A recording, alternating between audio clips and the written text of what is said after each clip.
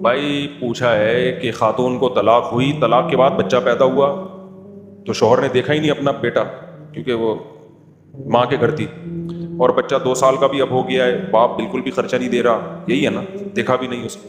اب کیا چاہتی ہے وہ, لڑکی کی کہیں اور شادی ہو رہی ہے, بچے کو ساتھ لے جا سکتی ہے یا نہیں لے جا سکتی, یہ پوچھ رہے ہیں آپ. دیکھو پہلی بات یہ کہ خرچہ اس کے باپ پہ ہی لازم ہے, اس کے باپ کو بھی دینا پڑے گا خرچہ, کورٹ سے بھی لیا جا سکتا ہے, یہ عورت کا بھی حق ہے, بچے کا بھی حق ہے. بعض دفعہ یہ ہوتا ہے کہ باپ خرچہ اس لیے نہیں دے رہا ہوتا کہ عورت بچے کو باپ سے ملنے ہی نہیں دے رہی ہوتی, پھر غلط ہے, پھر ظلم ہے کہ ملنے دے نہیں رہی اور خرچہ اس سے لے رہی ہو.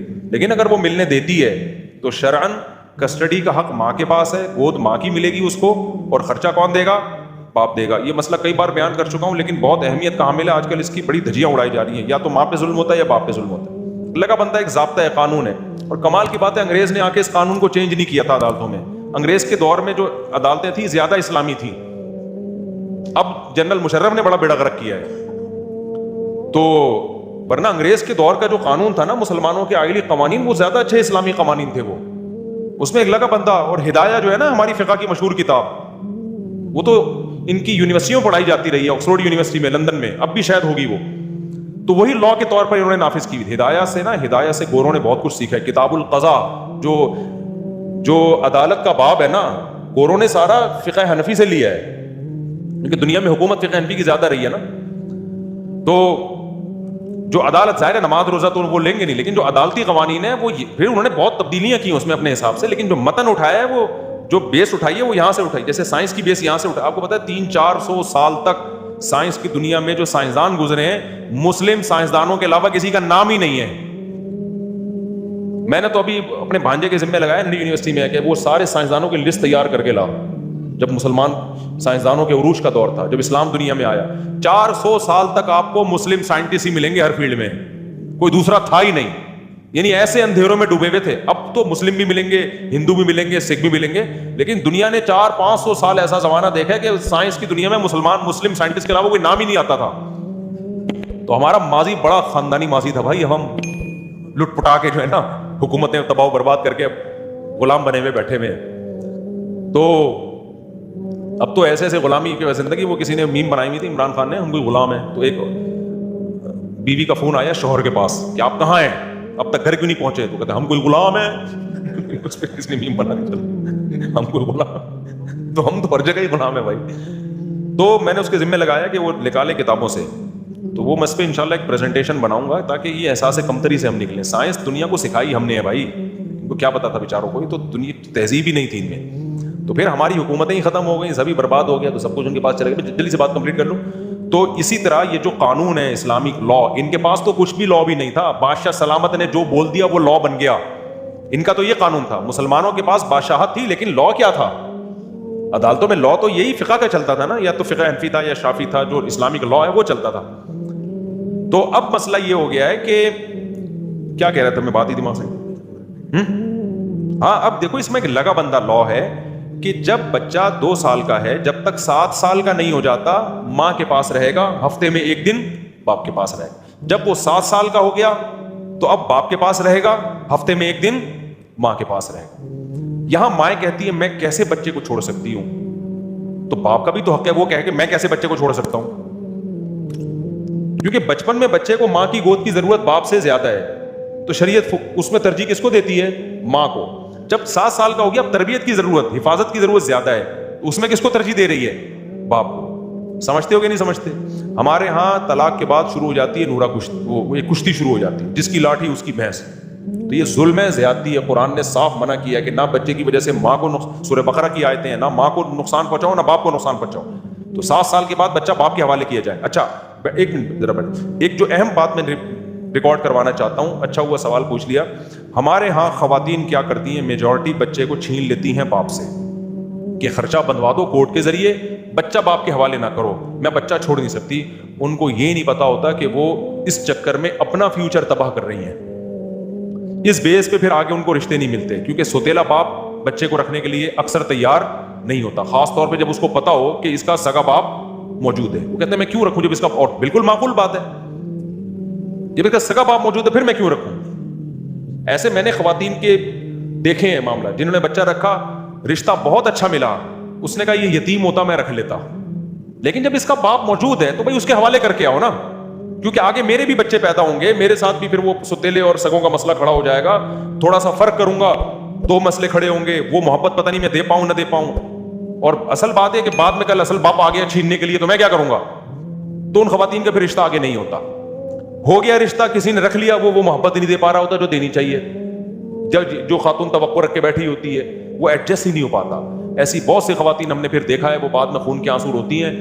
अभी मेरे पास पिछले हफ्ते ऐसा केस आया कि हमने बच्ची छीन ली थी और इस चक्कर में कि हमारे पास रहेगी, अब हमारी बच्ची की जो शादी नहीं हो रही, कहीं वो उम्र निकली जा रही है उस बच्ची, अब वो बड़ी हो गई है, अब हम कहते हैं बाप के पास जाओ, तो बाप कह रहे हैं मैं नहीं रखूंगा अब इसको।